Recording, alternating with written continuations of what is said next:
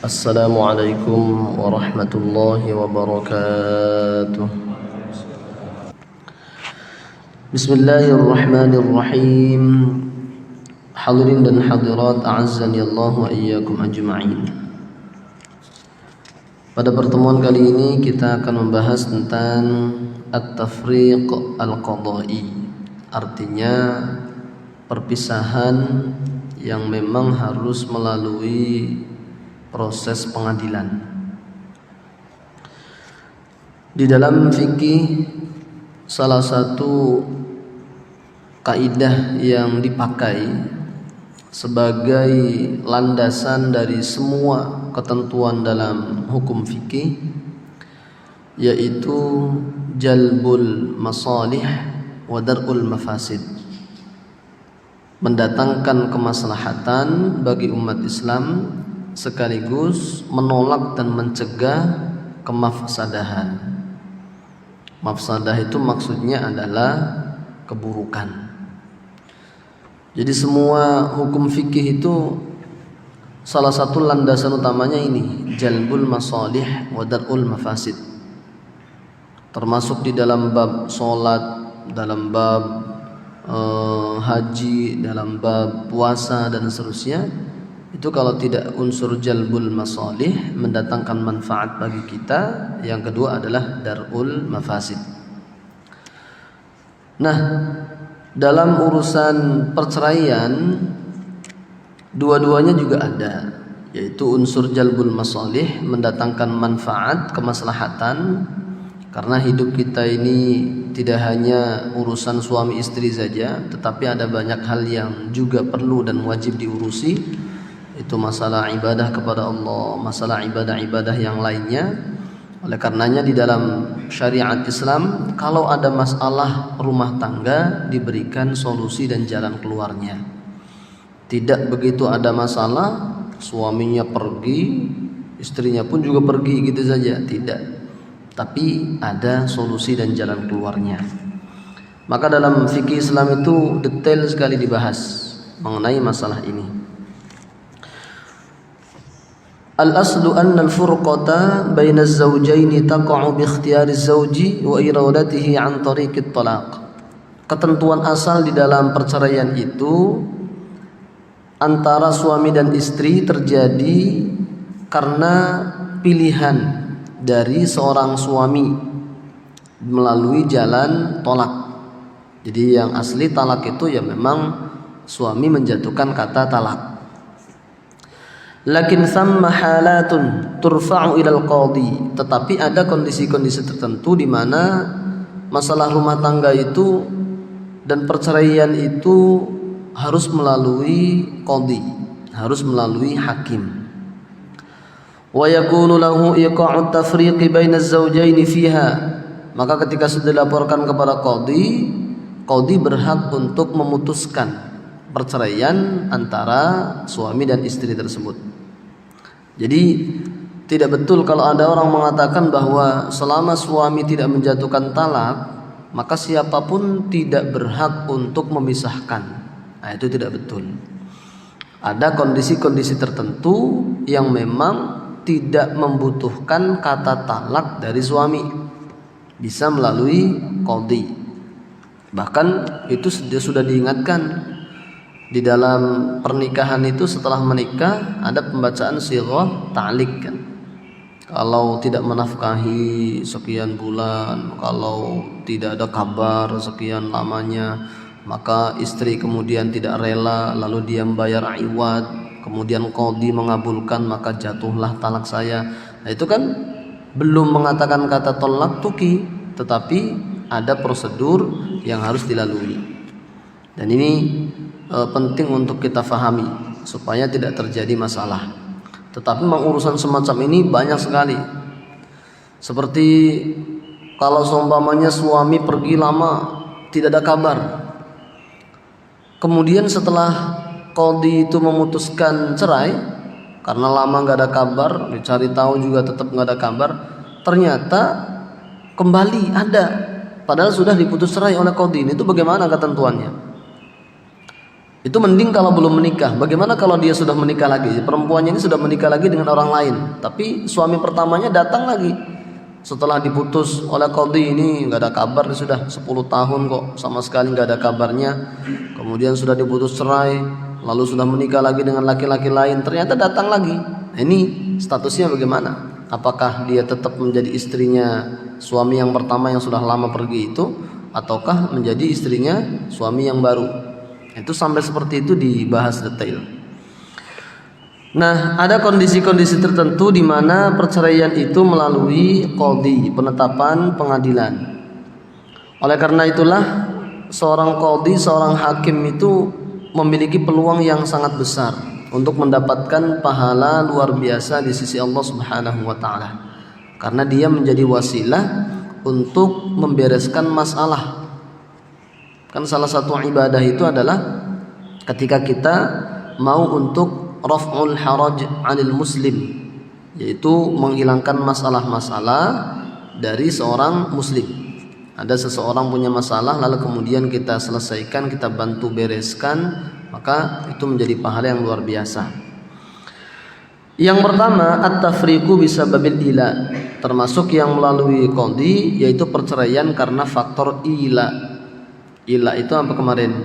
Ketika seorang suami dia bersumpah tidak menggauli istrinya lebih dari 4 bulan, maka itu tidak otomatis bercerai tetapi melalui jalur qadhi.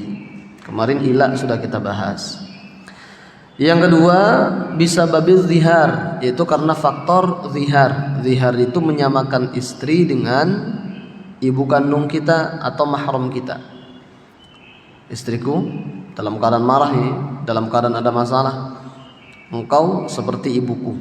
Dan niatnya itu maksudnya seperti ibuku dalam hal haramnya berhubungan suami istri. Tapi kalau hanya menyebutkan seperti ibuku dalam hal lemah lembutnya, kasih sayangnya, ya kalau itu tidak masalah. Tapi yang dimaksud dengan menyamakan istri dengan salah satu mahram kita itu dalam hal haramnya berhubungan suami istri, dalam hal haramnya menikah. Jadi tentu dalam kondisi ada masalah ini. Kamu itu seperti ibuku.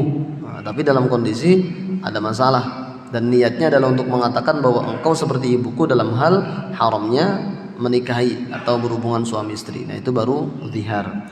Nah, juga permasalahannya diselesaikan lewat qadha atau lewat hakim.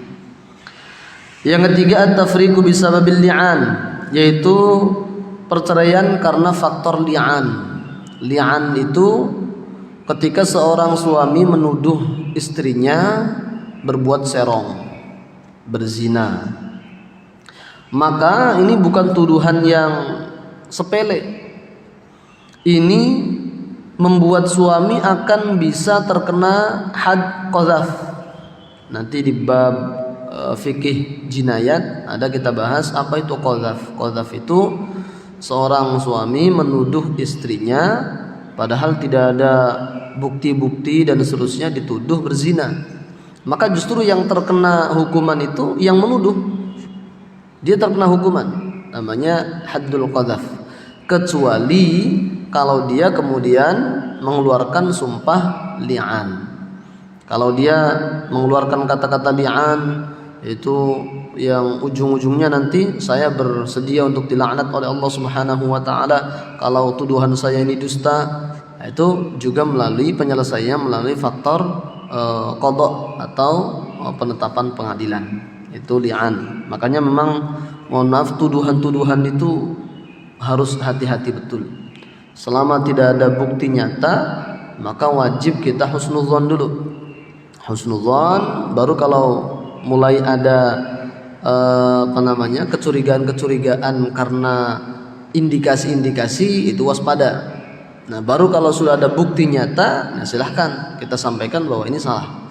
Tapi yang ada di dalam prinsip Islam itu selama tidak ada indikasi apalagi bukti, maka wajib untuk berhusnudzon dulu. Jangan faktor kita ini, urusan hati kita itu curiga terus, itu suudzon tidak bagus. Kalau waspada silahkan, tetapi juga selama ada indikasi-indikasi. Kalau nggak ada indikasi apa-apa, husnuzon. Kemudian yang berikutnya at-tafriqu lisyiqaqi bainaz zawjain, perpisahan atau perceraian karena konflik antara suami dan istri. Dan dua-duanya tidak mau sang suami tidak mau menjatuhkan talak. Ada konflik tetapi dia tidak mau menjatuhkan talak. Kalau dia menjatuhkan talak kan selesai, tidak perlu ke pengadilan pun. Kalau di dalam hukum Islam sudah cerai. Tapi kalau di Indonesia ya tetap harus melalui pengadilan untuk penetapannya. Tapi ini ada syiqaq, ada konflik berkepanjangan antara suami dan istri. Suami tidak mau untuk mentalak, menceraikan. Disuruh, dipaksa, enggak, saya tidak mau. Maka ya mau tidak mau harus dibawa ke pengadilan. Itu juga kasusnya banyak sekali ya, syiqaq bainaz zawjain. Yang berikutnya ada, ini yang termasuk akan kita bahas lebih detail, at-tafriqu bisababil uyubil mani'ati minal istimta', yaitu perceraian disebabkan karena ada aib-aib, ada cacat-cacat baik pada suami ataupun pada istri atau pada kedua-duanya yang menghalangi berhubungan suami istri. Nah itu juga melalui proses pengadilan. Tapi cacat-cacatnya ini tidak sembarang cacat, hanya panu sedikit saja kemudian bisa dibawa ke pengadilan, ya tidak. Ada beberapa cacat yang bisa menjadi sebab untuk dibawa ke ranah pengadilan, untuk kemudian dijatuhkan putusan perceraian. Meskipun kalau di dalam fikih mazhab Syafi'i namanya bukan bercerai tapi namanya fasakh. Fasakh itu pembatalan pernikahan, sehingga nanti tidak mengurangi jumlah talak. Ada beda fasakh dengan tolak. Kalau tolak itu kan kalau dijatuhkan asalnya jumlah talak kita itu maksimal 3 kan. Kalau jatuh 1 sisa 2, jatuh lagi 1 sisa 1. Kalau jatuhkan lagi 1 habis sudah. Maka kalau sudah habis jatah talak kita, kalau mau bersanding lagi dengan dia kan harus melalui proses panjang itu. Dia harus dinikahi oleh laki-laki lain, kemudian dia harus sudah berhubungan suami istri minimal 1 kali, habis itu dicerai, habis itu iddah selesai baru kita bisa nikah lagi. Itu pun dengan syarat tidak boleh ada kesepakatan antara kita dengan suaminya yang baru. Nah, boleh kemudian kita nyuruh dia, tolong menikahi mantan istri saya itu, semuanya biayanya saya yang nanggung. Tapi tolong kamu kalau sudah 1 kali berhubungan suami istri cerai dia, ya tidak boleh, nggak sah. Tidak boleh ada kesepakatan seperti itu. Itu talak. Tapi kalau fasakh itu tidak ada mengurangi jumlah talak, tidak ada, karena dia tidak masuk dalam kategori tolak. Nah, aib-aib yang bisa menyebabkan perceraian itu ada dibagi 2 secara umum. Yang pertama yaitu aib-aib yang bersifat jinsiyah. Jinsiyah itu faktor kelamin yang bisa menghalangi hubungan suami istri. 1. Jadi memang penyakitnya itu di alat kelamin. Yang kedua, aib-aib yang tidak menghalangi berhubungan suami istri tetapi membuat orang itu pasti tidak suka kalau pasangannya memiliki aib tersebut. Sakitnya itu sakit yang membuat orang semuanya pasti tidak suka. Tapi ini yang sifatnya umum ya, bukan yang orang per orang, bukan individu per individu, tapi yang sifatnya umum. Apa saja aib-aib tersebut? Aib-aibnya yang pertama yang untuk laki-laki yaitu al-jabbu, yaitu terpotong kemaluannya. Tapi ini baru diketahui setelah terjadi pernikahan. Makanya ada syarat-syaratnya. Sebab-sebab tadi, aib-aib tadi bisa menyebabkan perceraian.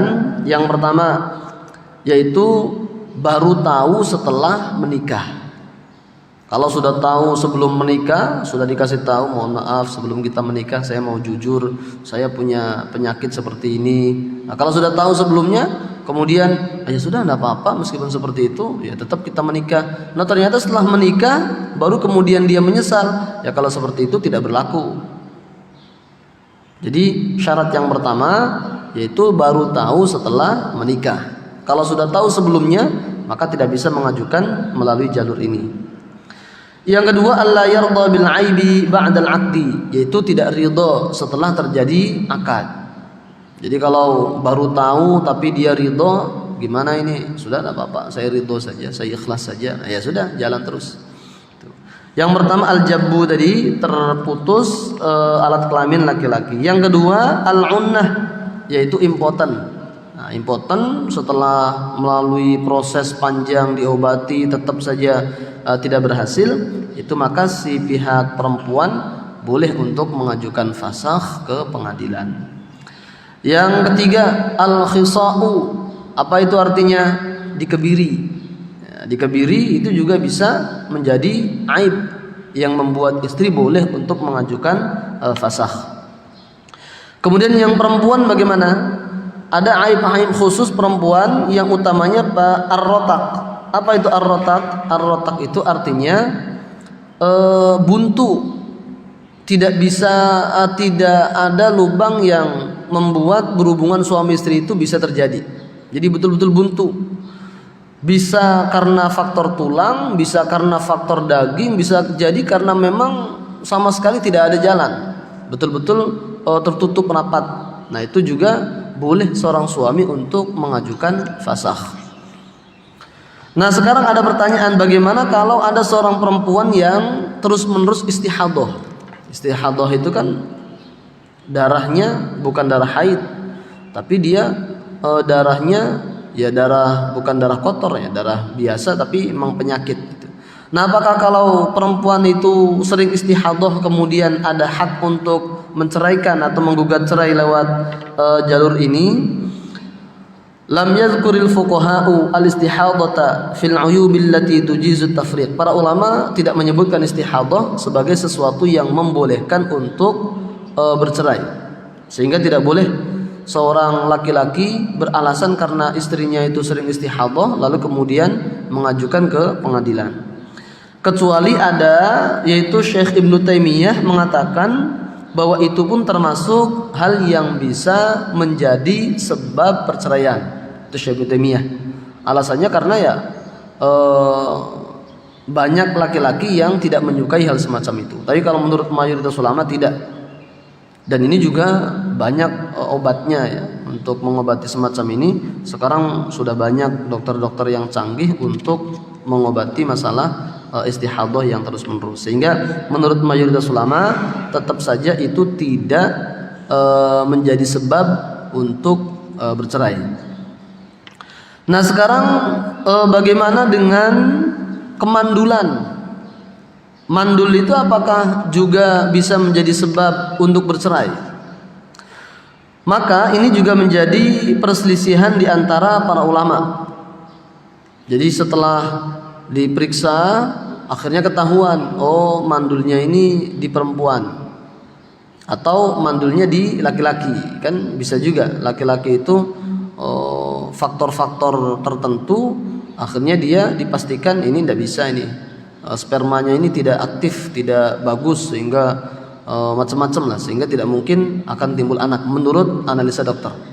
Itu apakah bisa menjadi sebab tafrik semacam ini, perpisahan atau perceraian lewat jalur pengadilan? Ini juga terjadi perbedaan para ulama. Kalau menurut mayoritas para ulama tidak. Ini tidak maksud tidak termasuk dalam kategori aib tadi, karena kan tetap berhubungan suami istrinya bisa. Tapi untuk masalah mendapatkan anak itu urusan yang berbeda. Berbeda dengan yang tadi yang laki-lakinya impoten itu kan jelas tidak bisa untuk berhubungan suami istri. Nah, itu kalau itu memang termasuk aib yang jelas. Tapi kalau untuk kemandulan ini menurut mayoritas ulama juga tidak menjadi sebab tafrik. Dan juga ada cara lain untuk bisa mendapatkan anak. Bisa dengan umpamanya program bayi tabung, tapi tetap dengan spermanya suami istri. Tidak boleh bayi tabung itu dengan menggunakan sperma selain dari pasangannya. Itu sama dengan zina kalau itu. Nah, dulu itu kan ramai.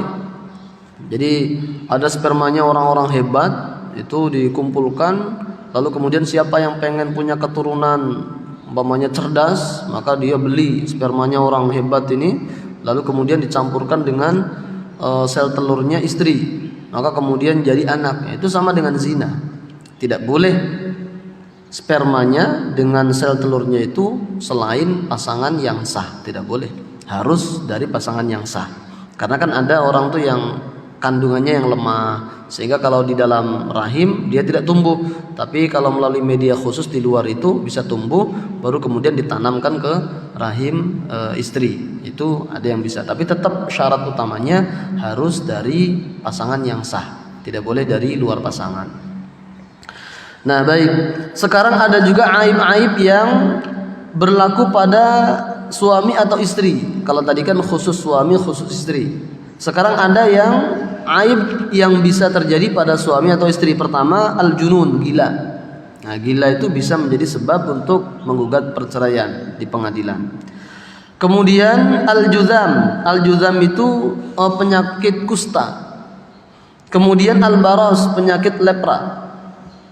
Nah, itu kan dia tidak hanya seperti panu ya, tapi dia kan akan menjalar ke seluruh tubuh. Kemudian bahkan sebagian peneliti kesehatan itu bisa menular. Maka ini bisa menjadi sebab menggugat ke pengadilan. Nah, sekarang bagaimana kalau ada penyakit-penyakit yang di zaman sekarang yang juga bisa menular ketika berhubungan suami istri? Contohnya apa? HIV/AIDS. Nah, itu jelas para ulama melakukan kajian, ya penyakit-penyakit semacam itu juga bisa menjadi sebab untuk mengajukan perceraian. HIV/AIDS. Ya karena bagaimana bisa nyaman berhubungan suami istri dengan istri atau dengan suami yang terkena penyakit semacam itu. Itu menurut mayoritas ulama kontemporer sekarang, penyakit semacam HIV/AIDS juga bisa menjadi sebab untuk menggugat ke pengadilan. Nah baik, sekarang jenis perpisahannya seperti apa? Apakah disebut dengan tolak atau disebut dengan fasakh? Tadi sudah saya sampaikan bahwa kalau menurut mazhab Hanafi dan Maliki, perceraian karena ada aib-aib tadi itu masuknya dalam kategori tolak bain menurut mazhab Hanafi dan Maliki. Jadi dia disebut tolaknya tolak bain. Tolak bain itu kan ada dua, ada sughra, ada kubro. Ada sughra, ada kubro. Sughra itu yang kecil, yang untuk menikah itu tinggal nikah ulang saja, itu bain sughra. Ada yang kedua bain kubro, yaitu yang harus melalui proses tadi, dinikah oleh orang lain dulu, sudah berhubungan suami istri, dicerai, sudah habis masa iddah, baru dinikah lagi. Bisa jadi seperti itu. Kenapa? Ya bisa jadi aibnya tadi ketika diobati selama masih sama-sama, masih menikah, tidak sembuh-sembuh. Begitu cerai kemudian diobati, sembuh. Nah maka menurut mazhab Hanafi dan mazhab Maliki, ya tinggal nikah ulang saja. Tinggal nikah ulang karena termasuk tolak bain dan bainnya sughra. Tapi kalau menurut mazhab Syafi'i dan Hambali itu namanya fasakh. Namanya adalah fasakh. Sehingga kalau nanti mau menikah lagi, ya tinggal nikah lagi dan tidak mengurangi jatah talak. Jatah talaknya nanti tetap 3 menurut mazhab Syafi'i dan Hambali. Tapi kalau menurut mazhab Hanafi dan Maliki tadi, jatah talaknya itu ya sisa 1 saja. Sisa 1 karena sudah masuk kategori tolak bain. Sehingga kalau 1 kali lagi menjatuhkan talak setelah nikah baru, maka sudah habis, sudah. Talaknya habis 3 kalau mazhab Hanafi dan mazhab Maliki. Tapi kalau Hambali dengan Syafi'i, kalau menikah ulang maka jatah talaknya masih tetap utuh 3 karena masuk kategori fasakh. Itu bedanya fasakh dengan tolak. Baik, berikutnya yang keenam yaitu perceraian karena faktor tidak dinafkahi. Karena faktor tidak dinafkahi. Maka ittafaqa ahlul ilmi ala wujubin nafaqati lizawji ala zawjiha bil 'aqdi sahih ma lam tamtani' min at-tamkin. Sepakat ulama bahwa seorang suami wajib menafkahi istrinya ketika sudah melakukan akad nikah. Sudah akad nikah. Jadi kalau masih pertunangan, apakah sudah wajib menafkahi? Tidak wajib, belum wajib. Maka sekarang ini mohon maaf ya, kadang-kadang berlebihan atau bahkan kebablasan. Baru tunangan tapi sudah seperti suami istri. Sudah istrinya nginep terus di rumah calon suaminya, atau sebaliknya calon suaminya sudah sering nginep di rumah calon istrinya. Itu tidak boleh. Itu masih orang lain. Dan kalau bisa ikhtilat, bisa berduaan, itu dosa. Apalagi sudah sering pegangan tangan, ya tidak boleh. Kemudian juga sudah menafkahi, ya belum wajib. Jadi masih seperti orang lain. Sehingga ketika proses mengurusi macam-macam pun, ya agar terhindar dari dosa, harusnya dibarengi oleh mahram. Minimal mahram dari pihak istri. Jadi jangan hanya berduaan, apalagi satu rumah tidak ada siapa-siapa, mereka berduaan, tidak boleh. Itu belum suami istri, belum, masih orang lain. Nah, selama tidak tamkin, seorang suami wajib menafkahi istri selama tidak ada penolakan dari pihak istri untuk membolehkan suaminya berhubungan badan dengan dia. Tapi kalau sudah menikah lalu kemudian menolak, maka suami tidak wajib untuk menafkahi. Nah, sekarang bagaimana kalau seorang suami tidak bisa atau tidak mau untuk memberikan nafkah? Maka jawabannya, al-ula ay yakuna lahu malun zahirun yumkinu liz-zawjati akhdhu nafaqatiha minhu bi'ilmi az-zawji aw bighairi ilmihi binafsiha aw amril qadi fa hina idzin laisa laha talabut tafriq. Yang pertama, kalau suami tidak menafkahi, tetapi suami ini jelas punya harta, di mana seorang istri bisa mengambil langsung harta tersebut. Jadi umpamanya hartanya ada di rumah tinggalnya istri, tapi suaminya ini tidak ngasih langsung. Bahkan dia mengatakan, pokoknya kalau kamu ambil barang saya, aset saya, maka macam-macam lah ancamannya itu. Tapi jelas barangnya itu ada. Maka kalau demikian, sang istri berhak untuk mengambil sesuai dengan kebutuhannya dari harta sang suami meski suami tidak mengizinkan. Karena itu kewajiban suami. Ini dalilnya, ada seorang perempuan di zaman baginda Rasul menghadap baginda Rasul lalu kemudian mengatakan, wahai Rasulullah, suami saya itu pelitnya luar biasa. Dia tidak memberikan kami nafkah yang cukup. Dia hanya kasih nafkah itu sebagian kecil saja, tapi tidak cukup. Maka kata baginda Rasul, ya kamu ambil saja sesuai dengan kebutuhan kamu dari harta suamimu, boleh. Dan itu tidak disebut mencuri, tidak disebut dengan mencuri, tidak. Dan ketika sudah bisa mengambil nafkah tersebut, maka sang istri tidak berhak untuk menggugat cerai sang suami.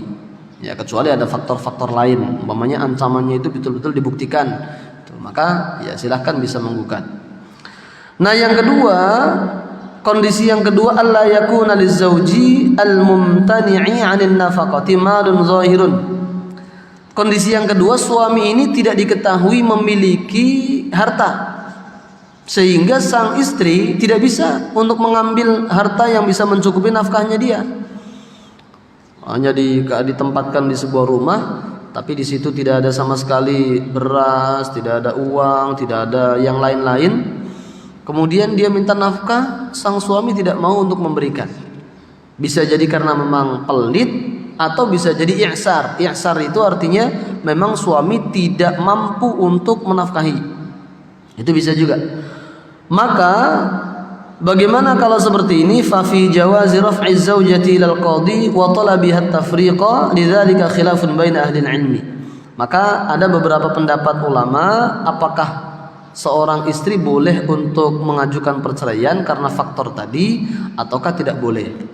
Ada beberapa pendapat ulama, satu mengatakan boleh untuk berpisah karena tidak mampu untuk menafkahi. Ini pendapat jumhur ulama, mazhab Maliki, mazhab Syafi'i, mazhab Hambali. Kalau seorang suami tidak mau atau tidak mampu menafkahi, maka boleh istri mengajukan gugatan cerai. Boleh. Ini jumhur ulama.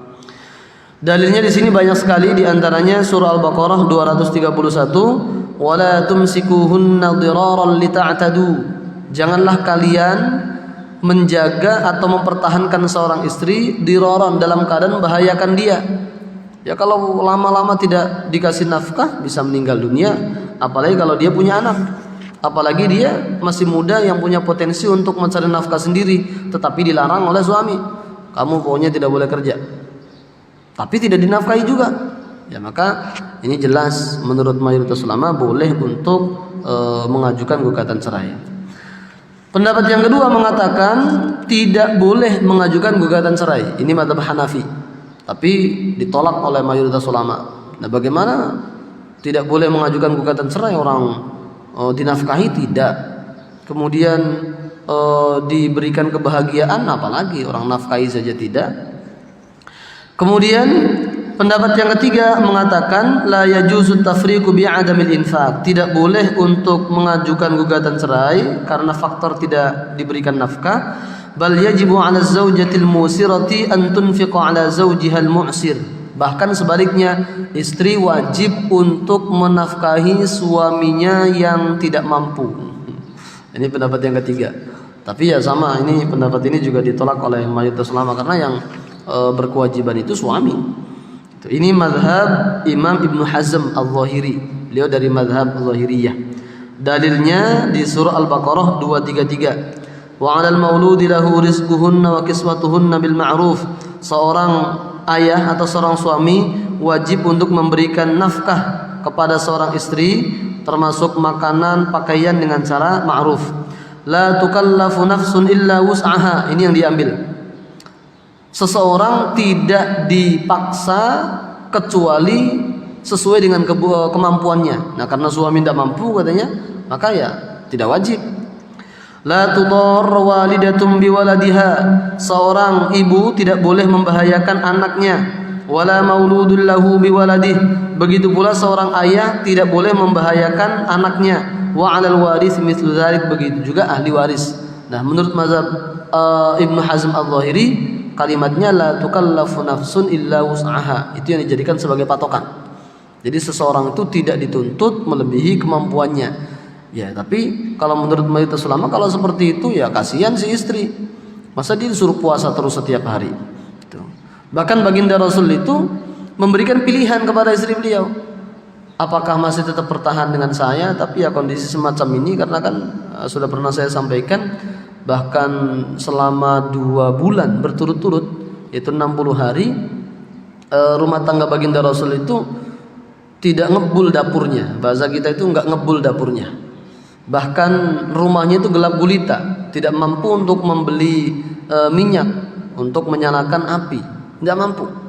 Lalu makannya hanya kurma kering, kemudian dengan madu saja.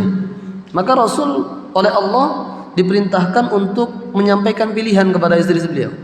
Kalau pengen mendapatkan kenikmatan surga, ya tetap bersama saya. Tapi kalau pengen mendapatkan kenikmatan duniawi, silahkan. Kalau kalian ada yang ingin berpisah. Tapi ya semuanya tidak ada yang memilih berpisah. Ya semuanya sudah yakin mantap ingin mendapatkan kebahagiaan di surga. Tapi itu hanya 2 bulan saja. Ya meskipun ada juga beberapa waktu-waktu berikutnya ya kadang berapa hari itu makannya sangat sederhana sekali. Nah itu dalam prinsip baginda Rasul. Sehingga ya jelas itu tidak disengaja, bukan berarti Rasul menyengaja, bukan.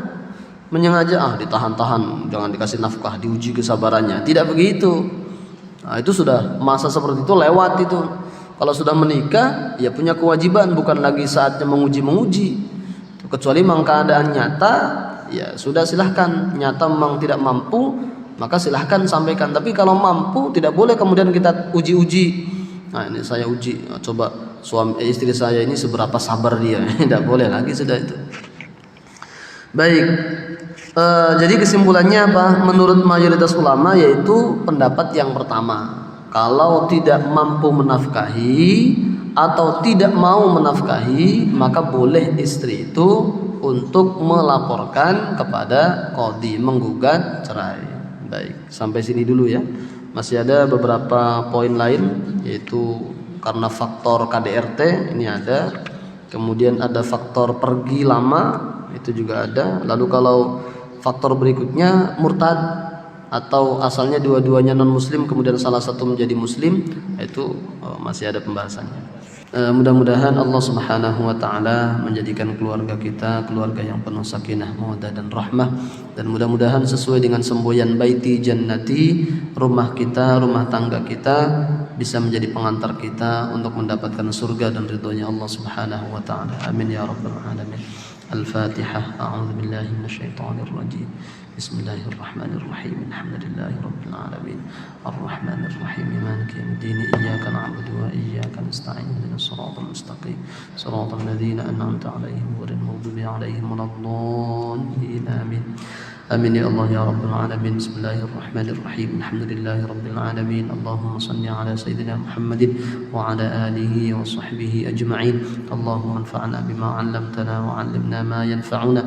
Allahumma arzuqna fahman nabiyyin wa hifdhal mursalin wa ilhamal malaikatil muqarrabin. Rabbana atina fid dunya hasanah wa fil akhirati hasanah wa qina 'adzaban nar. Sallallahu ala sayyidina Muhammadin wa ala alihi wa sahbihi wasallam. Alhamdulillahi rabbil alamin. Taqabbalallahu minkum إنا ومنكم تقبل يا كريم. السلام عليكم ورحمة الله وبركاته.